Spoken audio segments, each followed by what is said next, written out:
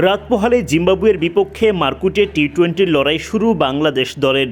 নিয়মিত অধিনায়ক লিটন দাস চোটের কারণে আগেই বাদ পড়েছেন।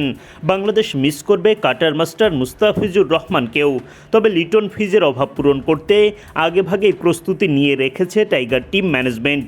জিম্বাবুয়ের বিপক্ষে সিরিজের প্রথম টি-20তে একঝাঁক অলরাউন্ডার দেখা যেতে পারে।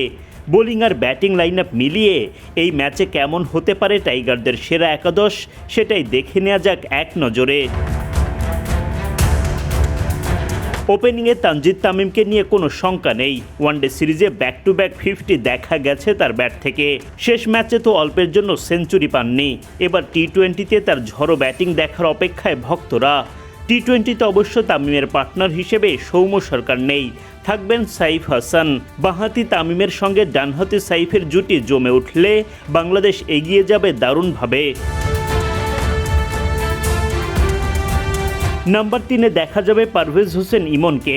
ব্যাটিংয়ের পাশাপাশি উইকেট কিপিংয়ের দায়িত্ব পালন করতে হবে তাকে, কারণ চোটে পড়ে লিটন দাস যে স্কোয়াডেই নেই। আর অধিনায়ক লিটনের দায়িত্ব যাবে তাওহিদ হৃদয়ের কাঁধে।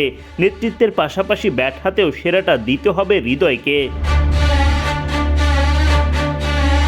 জিম্বাবুয়েকে মোকাবিলা করতে একঝাঁক অলরাউন্ডার নিয়ে মাঠে নামতে পারে বাংলাদেশ।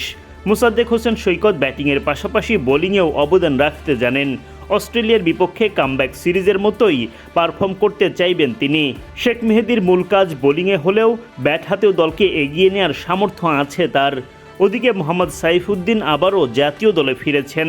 তার উপর ভক্তদের প্রত্যাশা থাকবে যথেষ্ট। পেস বোলিংয়ের পাশাপাশি ব্যাটিংয়েও ঝড় তুলতে পারেন সাইফ। এই অলরাউন্ডাররা যদি নিজেদের সেরাটা দিতে পারেন, তাহলে তো ম্যাচের গতিপথ বাংলাদেশের পক্ষেই এগিয়ে যাবে।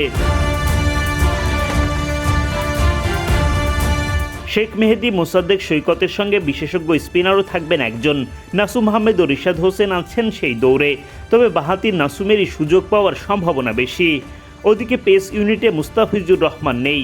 গতির ঝড় তুলবেন নাহিদ রানা। নিজের দিনে রানা একাই তো সব পরিস্থিতি বদলে দিতে পারেন। তার সঙ্গে অভিজ্ঞ তাসকিন আহমেদ আছেন। বাঁহাতি শরীফুল ইসলামকেও দেখা যেতে পারে সেরা একাদশে। সঙ্গে পেস ইউনিটের সাপোর্ট দিতে অলরাউন্ডার মোহাম্মদ সাইফুদ্দিন তো আছেনই। সব মিলিয়ে একাদশ যেমনই হোক না কেন, যারাই সুযোগ পাবেন নিজেদেরকে উজাড় করে দিয়ে ম্যাচটা জেতাতে হবে। টেস্ট ওয়ানডে হারের ক্ষত ভুলে টি-20 সিরিজ যে বাংলাদেশকে জিততেই হবে। বাংলাদেশ সময় বুধবার বিকেল 4:30টায় শুরু বাংলাদেশ ও জিম্বাবুয়ের মধ্যকার সিরিজের প্রথম টি-20।